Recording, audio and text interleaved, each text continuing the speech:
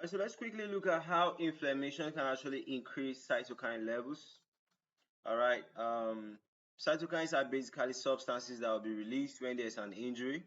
Okay, but let's look at inflammation specifically, how inflammation can be able to what? Increase the levels of what? Cytokines in the body. Okay, so how inflammation increases cytokine levels.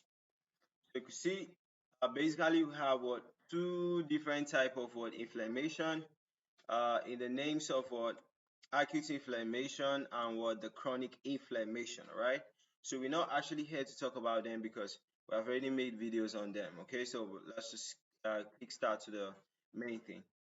So how cytokines can what? Increase, how inflammation can increase cytokine levels in the body. Let's talk about this beautiful story. We said that in severe bacterial infections like sepsis, the large amount of organisms and lipopolysaccharide in blood stimulate the production of what? Enormous quantities of several cytokines. Okay, and these cytokines include what? The tissue necrosis factor and the interleukin 1. Okay, so as a result, circulating levels of these cytokines increase and the form of host response changes. Okay, so now high levels of this tissue necrosis factor causes disseminated what? Intravascular coagulation. That's DIC. Okay, so thrombosis result from two simultaneous reactions. That's reactions between what? Lipopolysaccharides and what? Tissue necrosis factor. It will basically what? Induce tissue factor expression on epithelial cells. Okay, and this will initiate coagulation. Okay, so now the same agent inhibits natural anticoagulation mechanisms. Okay, by decreasing the expression of tissue factor pathway inhibitor and endothelial cell thrombomodulin. Okay, so basically trying to look at how these cytokines that are released will start causing damage, breakdown of tissues, and even inhibiting what? Anticoagulation, thereby leading to what? Excessive bleeding. Okay, so these cytokines that will be released can cause liver injury and impaired liver function, resulting in a failure to maintain normal blood glucose levels due to a lack of what? Gluconeogenesis from the stored glycogen. Okay, so overproduction of nitric oxide by cytokine activated cardiac myocytes and vascular smooth muscle cells leads to heart failure and loss of perfusion pressure, respectively. And this will result in what? Hemodynamic shock. All right. So moving, you can see this is what? Cytokine storm. All right. And this is as a result of what? Inflammation. Okay.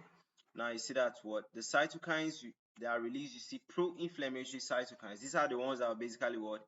Still promote or encourage much more inflammation. Okay. So moving forward now, we said that the clinical triad of what? This disseminated, this DIC, let me see, disseminated intravascular coagulation, the clinical triad of disseminated intravascular coagulation, hypoglycemia, and cardiovascular what? Failure is described as what? What is called septic shock. Okay, so now it is discussed in more detail in multiple organ.